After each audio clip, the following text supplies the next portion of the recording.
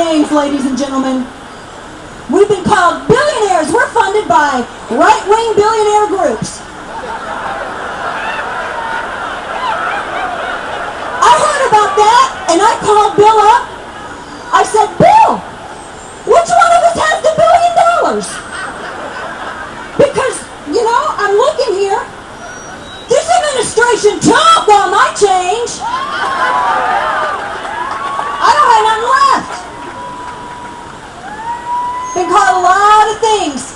We had a report here. Our own government issued it. They've had to retract it later, saying that we're a possible domestic terrorist because we're exercising our constitutional rights.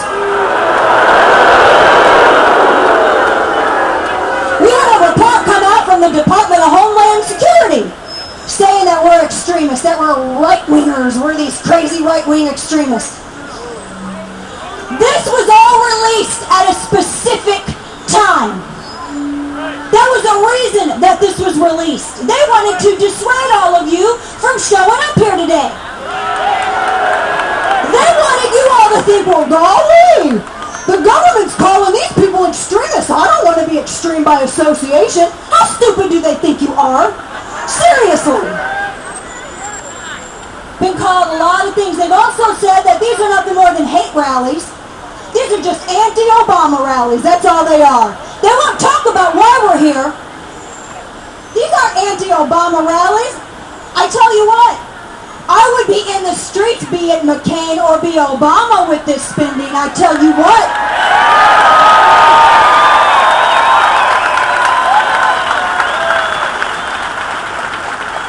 And of course, one of our very own magazines here in St. Louis, they analogized us to National Socialists. Yeah, National Socialists. Now let's think about something here for a minute. Who are the ones who are nationalizing the banks? Who are the ones who want to nationalize health care? Who are the ones who want to nationalize Detroit? Who is the party that is telling executives what they can and cannot pay their employees? There's your textbook definition of socialism, America. And all of that stuff, all of that, every bit of it, it's all why we are here. This is all why we have gotten together here today.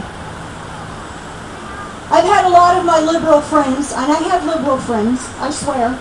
I've had a lot of my liberal friends say, well, if you're protesting Obama's deficit and Obama's spending, what about Bush's deficit? What about all of that? The premise is false. Don't let anyone sell you into that. They assume that the two are equal. They are not. We're tripling this deficit right now. This administration has spent in these 3 months more than George Bush has spent in the past 8 years. Are you kidding me?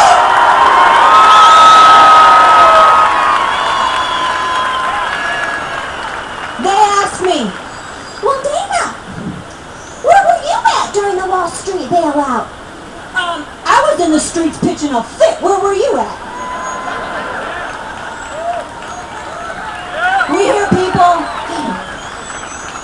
We have these people saying, but you all got a tax cut. You get an extra $13 a week.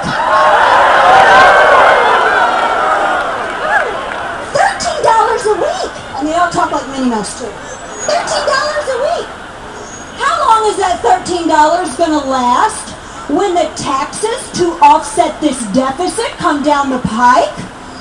Where is this how long is these $13 going to last? When our energy prices go sky high, if they put cap and trade through. I'm going to say a little something here about cap and trade. I'm going to make it super easy for liberals to understand it. And I know, and everybody needs to understand this. Here's the irony. We have a president in office who's telling Detroit, we need to make more electric cars. We need to make more hybrids because some hybrids are a combination of gasoline-powered vehicles and electric. We need to make more things that run on electric. At the same time, the man says he's going to bankrupt the coal industry. I have the audio of it. Where do you think electricity comes from? It comes from coal plants, for crying out loud.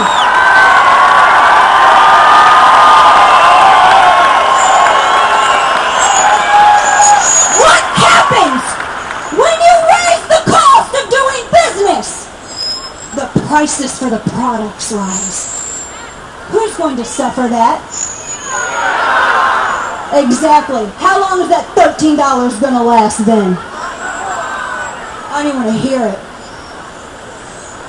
Listening to all of that, listening to the name calling, listening to all the misinformation that's been out there, I have come to realize something, folks.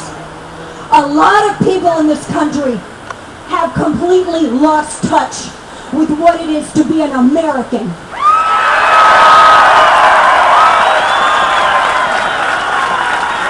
I want to take a quick moment here. I want every single veteran in this place to raise your hand up. Every single one of you. I want to see every single one of you.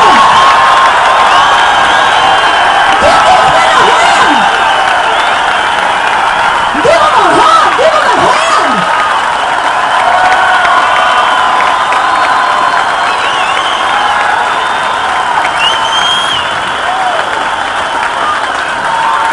Thank you for your service.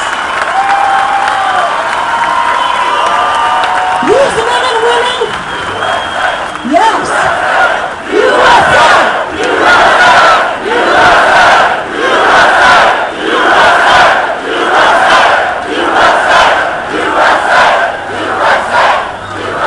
Beautiful country. I tell you what, these men and women who have sacrificed their lives, who have left their families, who have gone to foreign lands to spread liberty, because liberty, America doesn't have a patent on liberty. It knows no religion. It knows no ideology. Everyone can have liberty. These men and women who have sacrificed to spread liberty and to preserve our own individual freedoms, they have fought for our constitutional right to be here today.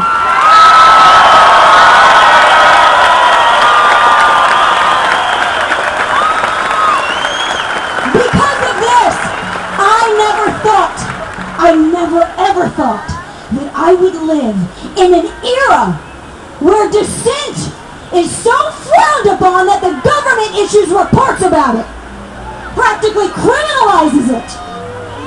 My grandfather served in World War II.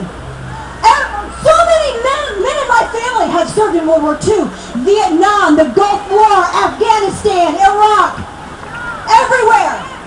They do not appreciate the fact that their granddaughter, that their daughter, that their cousin, that their friend is being persecuted for exercising the rights for which they fought.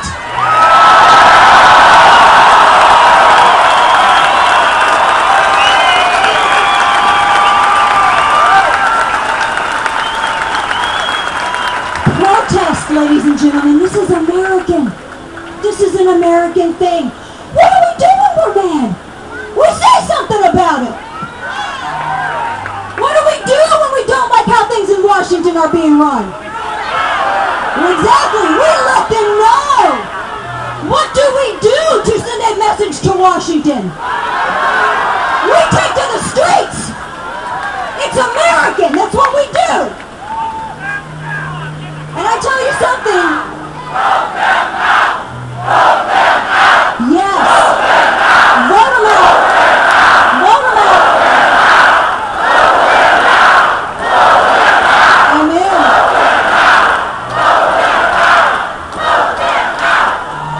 Absolutely. I tell you, we're here because we're tired of excessive spending. We're tired of government increasing. Everyone tries to spin this as a partisan issue. They make it partisan by not talking about why we're here.